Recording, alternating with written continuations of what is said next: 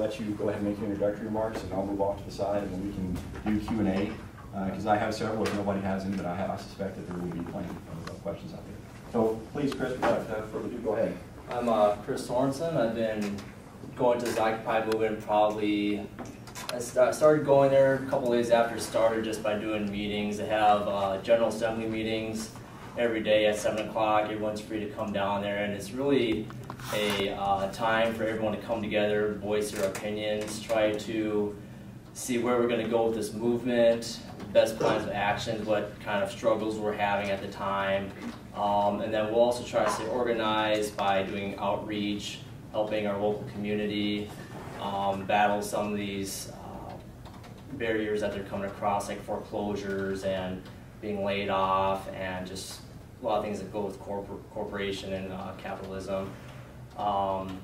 So yeah, I've been doing that. I've been going to some marches. We marched on the bank a couple times just to stand out and protest in front of Wells Fargo and U.S. Bank. A lot of students are getting involved because of the tuition and stuff like that. So I've been going down there probably a couple times a week.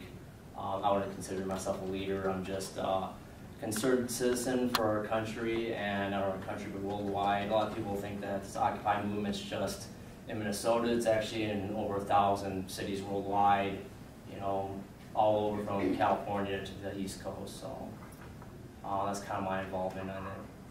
I think the latest count was about 1,400 cities, actually, depending on which source you cite. So some of the sectors out there that are monitoring these things counted at about 1,400. So that's pretty big. That's pretty big. So you guys, the floor is open for just questions and answers. Anybody want to lead off? Well, I heard him say something disturbing, kind of about, are you against capitalism? I'm not.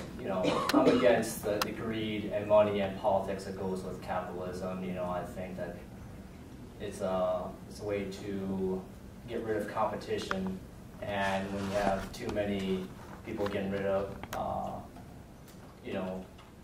the other competition, it limits your choices. So, they're Walmart, for example, corporation. They go into cities, take over the whole entire city, and it's dead. There's cities out there that reject Walmarts from actually going into their cities because they know what it does to the local economy and how it strangles local business. So I'm not saying overall it's a bad thing, but there's definitely corruption involved in it. So how long did you say you've been involved? A couple weeks? Yeah, a couple weeks. I've been doing my own life research throughout the couple years, just by reading books and watching documentaries, doing my own kind of amateur research online. So I got a whole bunch of questions, but I want to dominate. You guys go ahead. So did you say it's more due to the fact that you're just against big corporations and what they stand for versus what Jeb was getting to or alluding to as far as capitalism itself? My core concern, it goes beyond it's more of a banking issue with that goes all the way down to the Federal Reserve. I think the banks are the source of all our problems, and capitalism is just taking advantage of our banking system. They think that they can rack up loans and rack up all this debt and then just pass it on to the taxpayers. And the reason why these corporations get bailed out is because the Federal Reserve bails them out. They can't repay the loans, and then it finally gets put back on the taxpayer as the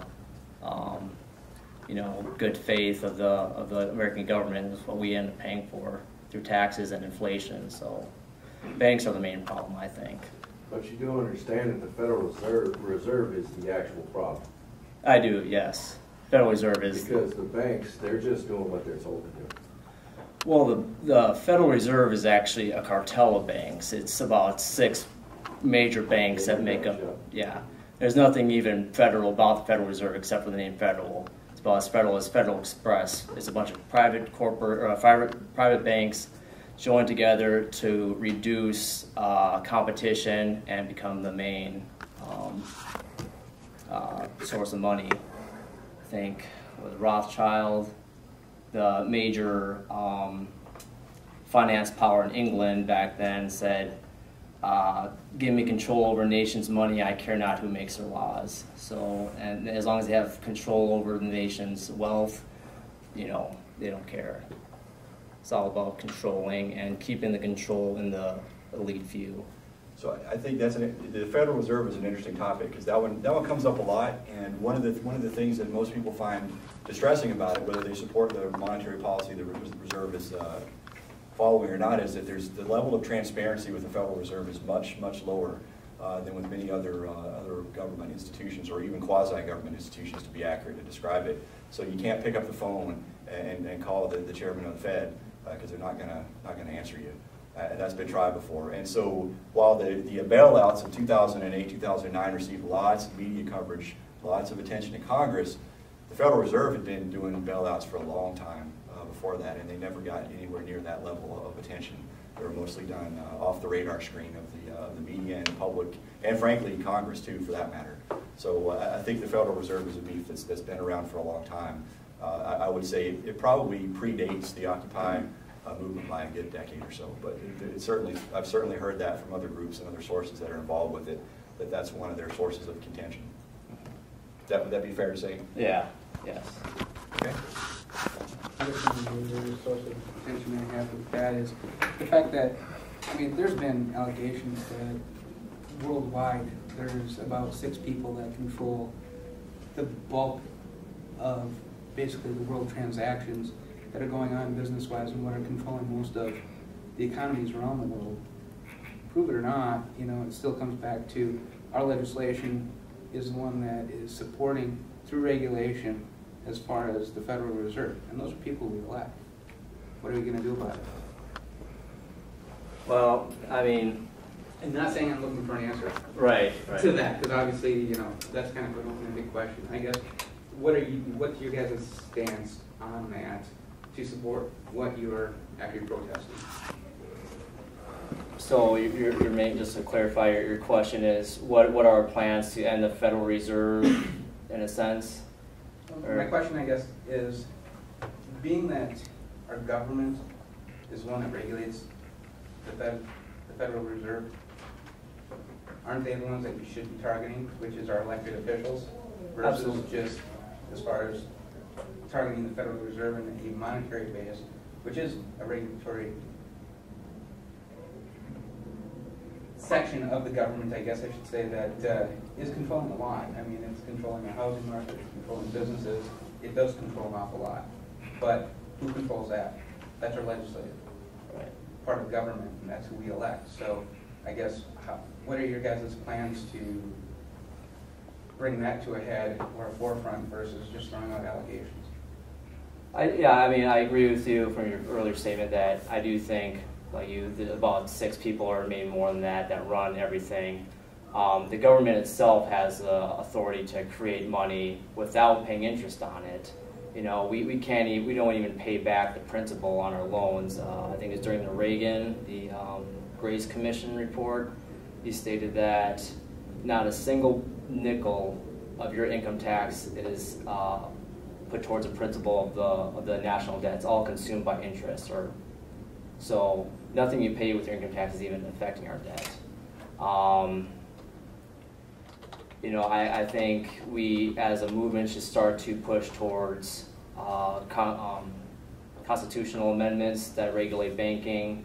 We should start getting rid of the Federal Reserve and going back to our country's power already to create money without interest. So if we just get rid of the Federal Reserve, we don't have to pay all this interest. And then I don't know where it comes from there. I don't know how we do that, but I know that's what we need to do. I think the main thing right now is just making people aware that there is a problem. The Occupy movement, in my opinion, I don't think we have all the answers yet. I'm just like you. All of us are just like everyone here. We're the 99%. We don't, come, we don't come from rich families necessarily.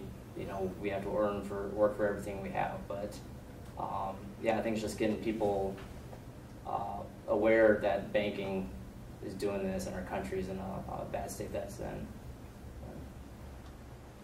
Jody, go ahead. What about printing money with false funds? What can the Occupy movement do about that?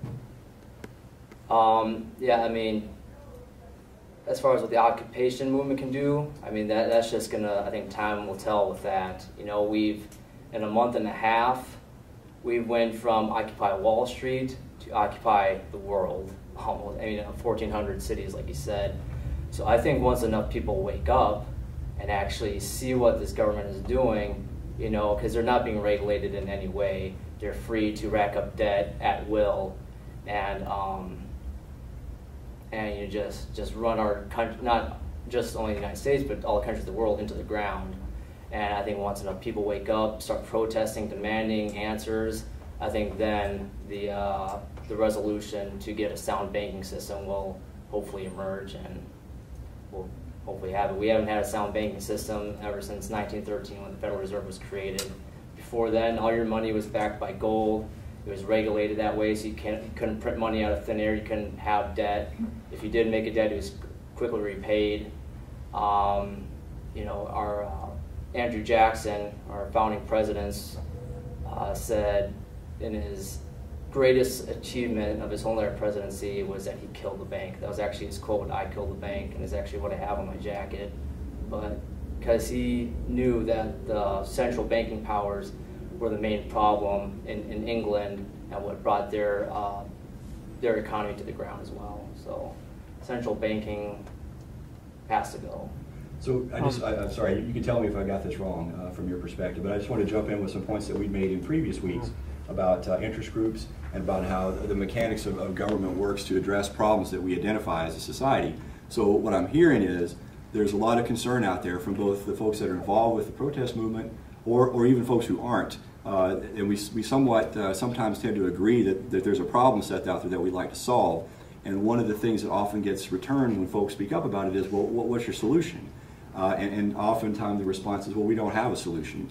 And I think what some of the movement is trying to accomplish is to generate a discussion, a national dialogue, which is the only way you can get to a valid solution. So whereas I think sometimes we become accustomed to instant solutions to very complex problems, which our political establishment I think does very well, whether those solutions are valid or not. They do a very good job of marketing those and selling those to the public. Whereas I think, if I'm hearing this correctly, what the Occupy movement is saying is those solutions aren't working. And so we're going to bypass them and go directly to the public who are responsible for electing those officials. And we want to tap into the broader body of wisdom across the entire country, so sort of the wisdom of crowds, if you will, and generate a discussion. And it might take weeks, it might take months, it might take an indefinite amount of time. There's no really cap on that. So, you know, solutions or problems of that magnitude could take a very long time to map out a viable solution. But I think if I'm hearing it correctly, from the protesters' point of view, really that's the only way that they see that it's going to happen. I don't think they see that it's going to happen in the traditional. Is that a fair characterization or not? Yeah, you definitely need to, you know, get out there in the streets and actually tell everyone, because you're not going to do it from your home. You got to get out there with the people, communicate with everyone, do outreach, and I mean that's the fastest way communication happens, word of mouth, you know. So I think that's the main issue. You know, something just popped in my head. Can't remember where I asked it, but what are our plans to get rid of the central banking? One thing I do know that a lot of supporters on there, they support Ron Paul, his Republican nominee that's going for president. He actually strongly is for ending the Federal Reserve, and not only Federal Reserve, but income tax, as one of his many steps to fix his country, reduce spending, you know, get rid of programs that we don't need, cut down on defense. So I think if we get the right person elected, then yes, we can fix the country. And right now, my opinion, I think Ron Paul does that. Jesse Ventura, our former governor, he's a strong advocate of ending the Federal Reserve, so as well as needless spending. So along those lines, I just wanted to ask, like, being as you guys have a lot of momentum right now and are getting a lot of press, why aren't is there any people in the movement that are trying to use that to get politically organized and actually get on ballots? as opposed to just trusting another Republican or another Democrat to do what they say they're going to do, Right. actually get an Occupy candidate.